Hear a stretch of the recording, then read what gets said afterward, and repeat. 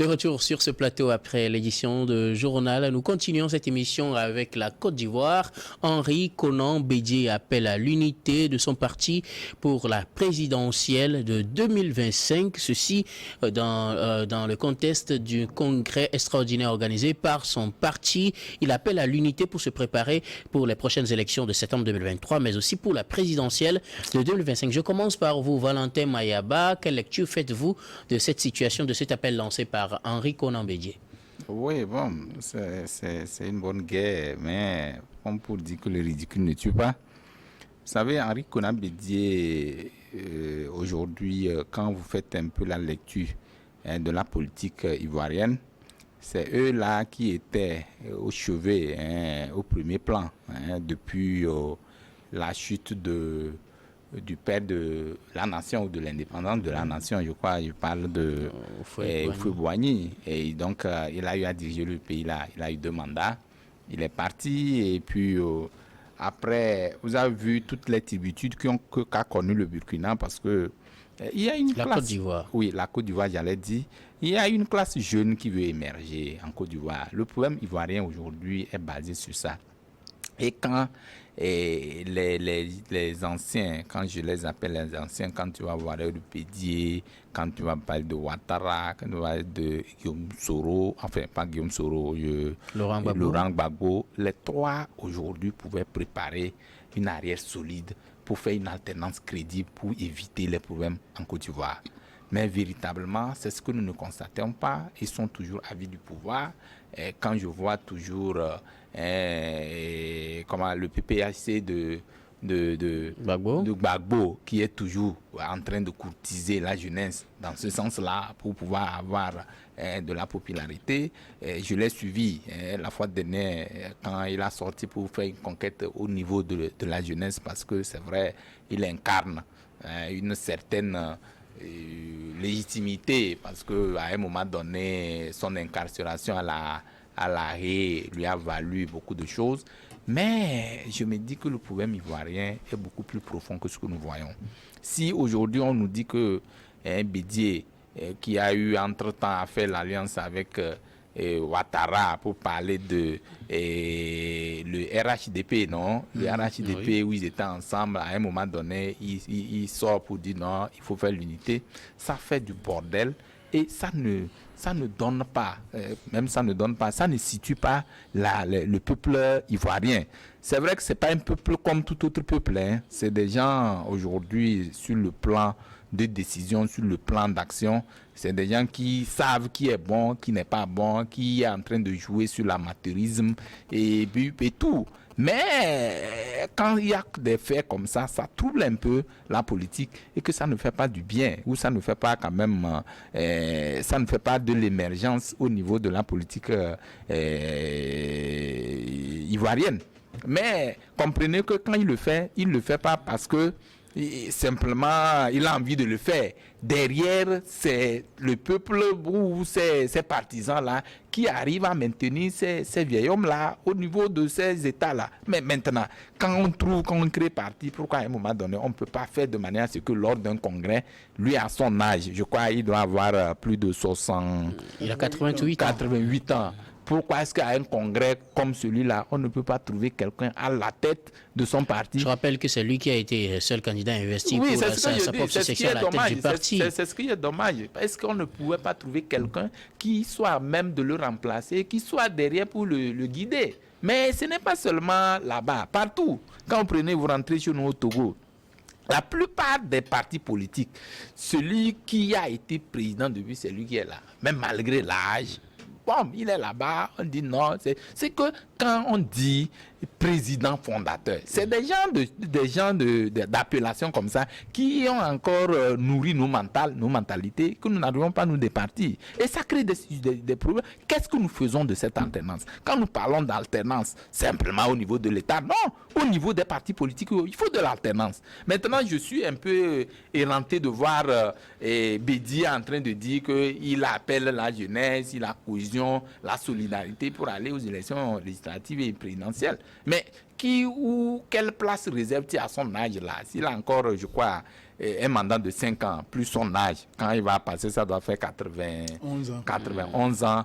Qu'est-ce qu'il va donner comme plus-value au peuple ivoirien? Donc, comprenez que la jeunesse doit prendre sa responsabilité. À un moment donné, c'est ce que je dis, la jeunesse doit prendre sa responsabilité. À un moment donné, il faut quand même arriver à cette alternance-là. Montrer que non, même sans moi, celui qui m'a suivi à un moment donné peut acquérir une expérience que je sois derrière pour en train de le guider. Mais malheureusement, ce n'est pas ce que nous constatons. Gbagbo va vouloir être candidat.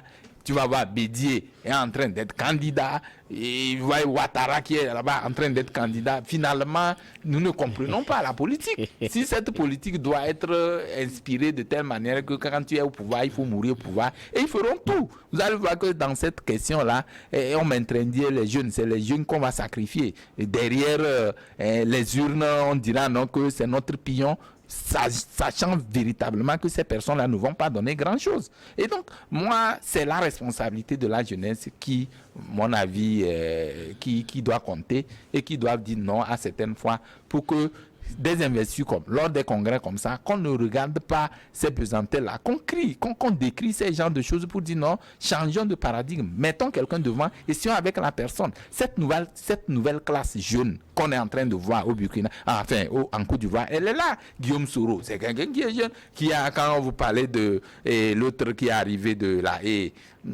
Charles Blé Goudé, c'est des gens qui ont une aspiration profonde, mais ils regardant ou voyant leur aîné ou leur papa devant, ils ne peuvent pas s'imposer. À un moment donné, c'est le peuple qui devra décider pour dire faisons de l'alternance. Quand je prends par exemple Blé Goudé, je l'ai suivi, parfois c'est un monsieur charismatique, il est très bon, il peut donner beaucoup de choses par rapport à son expérience, par rapport à son charisme, par rapport à toutes les compétences qu'il a requis à partir des années qu'il a suivis. Aujourd'hui, on pouvait le mettre devant. Maintenant, il a allé créer son parti, il a fait le front commun avec Dame Gbagbo. Bon, je ne sais pas ce que ça va donner, mais l'émiettement de ces partis-là, ça ne va pas donner grand-chose. C'est le boulevard qui est tracé à celui qui est au pouvoir. Actuellement, je parle de Gbagbo, et Ouattara va se frotter les mains parce que devant, il n'y a pas match. Il reste encore au moins 2 ans. Hein. Oui, mais c'est ce que je dis. C'est la politique ivoirienne n'est pas comme ce que vous voyez. C'est-à-dire que c'est orienté sur des clichés. Et quand vous dites qu'il reste 2 ans, ce qui a eu à faire pendant 3 ans ou 5 ans dépasse ce qui reste. Donc, les gens connaissent déjà des orientations qui sont données. Donc, c'est pourquoi moi je dis, à un moment donné, il faut avoir la culture de l'alternance. Cette culture de l'alternance passe véritablement par la jeunesse. La jeunesse doit s'imposer à un moment donné. Quel que soit celui qui est dans mon camp, je dois dire non.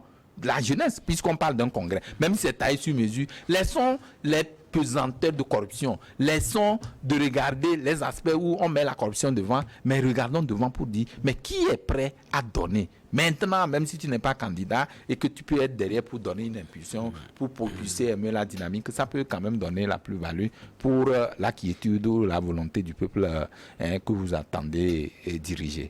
Cher Claude Dangblénou, Bédié appelle à l'unité du PDCI pour pouvoir être en bonne posture pour la présidentielle de 2025. Si le président Bédié appelle à l'unité de son parti, c'est qu'il reconnaît qu'il y a des divisions et des défections. Ah oui, la dernière, bon, c'est l'une de celles qui ont le plus marqué, voilà. C'était son ancien directeur de cabinet. C'est qu'il reconnaît qu'il y a des divisions et des dissensions et des défections. Moi, personnellement, je me suis dit, monsieur Bédié a présidé aux destinées de la Côte d'Ivoire de 93 à 99 et à son âge de 88 ans aujourd'hui, il pouvait valablement trouver un passer la main, oui. Vous êtes d'accord avec Mayaba? Je suis d'accord avec lui. Puisque RDA PDCI est l'héritage de Houphouët-Boigny, décédé le 4 décembre 1993, et il a pris la reine. Il a été démis de ses fonctions par coup d'État du général Gueye. Ça, intouchable.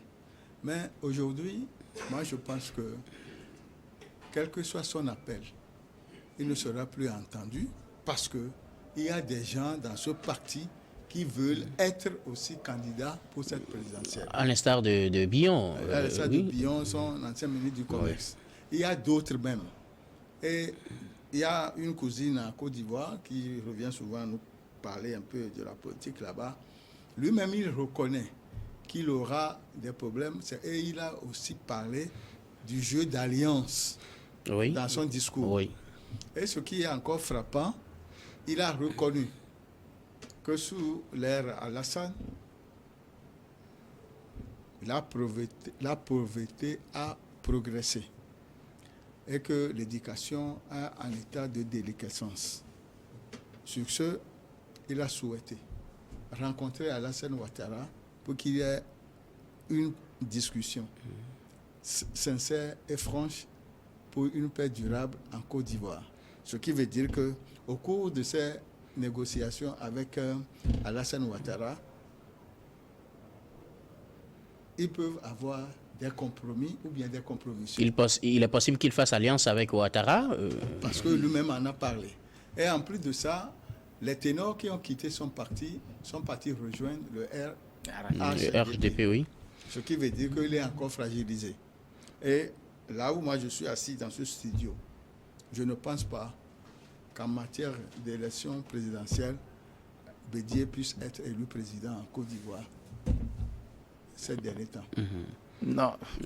Oui, mais bon, en fait, le problème même, ce n'est pas qui doit être élu, c'est une manipulation. En fait, c'est ce que je constate de façon visible. Hein, parce que quand tu vois, on organise un congrès comme ça, on sait bien avant même que les choses ne soient mises à jour, il y a des manquements à certains niveaux, il y a des imperfections, il faut corriger à tel niveau, et que les gens ne sont pas prêts à prendre leurs responsabilités. Voilà, c'est du pipeau. C'est des gens qui vont, à un moment donné, se retrouver dos au mur pour dire que non, à un moment donné, le tort est revenu à tel. Comme il le dit, je pense que cette alternance qu'ils sont en train de... Enfin, pas l'alternance, cette alliance qu'ils sont en train de projeter devant peut être un coup fatal par rapport, comment l'appelle-t-on? Le PDCI. Le PDCI. Non, c'est une réalité parce que ça amène déjà, ça fragilise un peu le parti. Le parti aujourd'hui, si les grands ténors qui ne sont pas d'accord avec lui par rapport à sa candidature et ils sont en train de faire des défections pour rallier d'autres partis, où est l'avenir du parti? Donc, moi, je trouve que aujourd'hui, je l'ai dit tantôt, c'est le RHDP qui à mon avis, est en train de prendre la chandelle. Et bon, il y a beaucoup d'avantages liés à ce qu'il est en train de faire. C'est vrai, sous Ouattara, on ne l'aime pas beaucoup, mais sous lui aussi, beaucoup de choses ont été faites. Donc, il a quand même comment l'appelle-t-on? Il a quand même un projet ou un programme qui peut défendre véritablement parce que sous lui, vous avez vu, c'est vrai que sur le plan politique, les gens l'ont critiqué beaucoup par rapport à ses acquaintances, ses connivences avec la France et tout. Mais aujourd'hui, les gens ont compris que sous Ouattara aussi, beaucoup de choses ont été faites. Donc, il a quand même un bilan à défendre. Et à partir de cela, les gens qui vont sortir aujourd'hui pour parler de l'unité, pour parler de ceux, ils se refaire. Ils sont en train de se refaire. Et c'est difficile de se refaire dans un contexte politique comme celui de la Côte d'Ivoire. Et alors, il y a les deux là qui sont venus de la Haye. Je veux parler de Blé Goudé et puis son papa Gbagbo qui sont en train de se refaire. Moi, je trouve déjà aussi ça difficile parce que quand les deux viennent, aujourd'hui, vous allez voir que même il y a le torchon qui brûle visiblement entre Blé Goudé et Gbagbo, puisque ça ne s'entend pas bien. Gbagbo qui rentre, il fait divorce avec Simone, et Simone qui vient épouser, entre guillemets, quand je dis épouser, l'idée ou la politique ou l'idéologie de Blé Goudé, ils sont ensemble, on laisse Gbagbo de côté, Gbagbo en train de se pencher sur la jeunesse pour dire non, donnez-moi à comprendre. Et puis, c'est vrai, aujourd'hui, je l'ai dit tantôt, avec Gbagbo, les gens ont quand même à l'image ce qu'il a laissé dans ce circuit de la Cour pénale internationale de la CPI. Donc, il y a beaucoup à donner en ce qui concerne la politique au niveau de la Côte d'Ivoire. Mais nous allons attendre. Il y a encore 2 ans devant. On verra bien ce que ça peut donner. Fioclou, à quoi doit-on s'attendre pour d'abord les municipales qui s'annoncent en septembre prochain et puis pour la présidentielle? Le PDCI a-t-il encore des chances de pouvoir s'imposer? Oui, les résultats des municipales et des régionales Oui. vont nous édifier sur le poids du PDCI au cours de ces 2 élections. S'ils arrivent à avoir plusieurs conseillers, ils sont encore dans la course pour l'administration locale. Mais pour les présidentielles, je ne suis pas sûr que le président Colin Bédié aura le vent en poupe pour briguer la présidence en 2025. Et ce n'est pas pour ça qu'il appelle déjà à l'unité pour se préparer? Le problème aussi aujourd'hui, c'est que quand tu fais trop d'alliances, les alliances se font, se défont, se défont. L'originalité du leader même est perdue. L'originalité du leader même est perdue. Donc selon vous, Bédié n'a plus cette crédibilité, il n'est plus un monsieur à qui il faut faire confiance? Moi, je le dis haut et fort, c'est mon point de vue. Bédié en fait trop. Il a été président de 1993 à 1999, qu'il passe la main, qu'il soit un président d'honneur pour la PDCI RDA. Ce serait mieux pour lui, à mon humble avis. Et puis, il n'a pas de il fait trop de transhumance. C'est-à-dire que Bédié aujourd'hui, quoi qu'on dise, à mon avis, c'est celui sur qui... C'est vrai que l'autre est venu lui taper les pions sur lui, je parle de Ouattara, mais Bédié, quand il était au pouvoir, c'est vrai que les gens ont cru en lui à beaucoup de choses. Mais à un moment donné, quand les gens constataient en lui, quand il est venu avec toute la foule que les gens connaissent avec...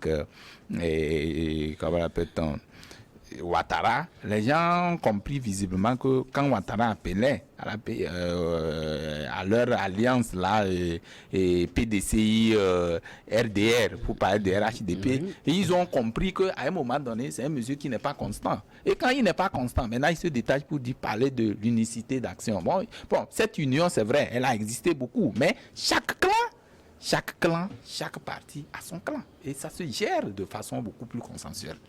Ok, merci beaucoup pour vos interventions sur ce sujet. Nous allons marquer la pause, puis on revient pour la dernière partie de cette émission.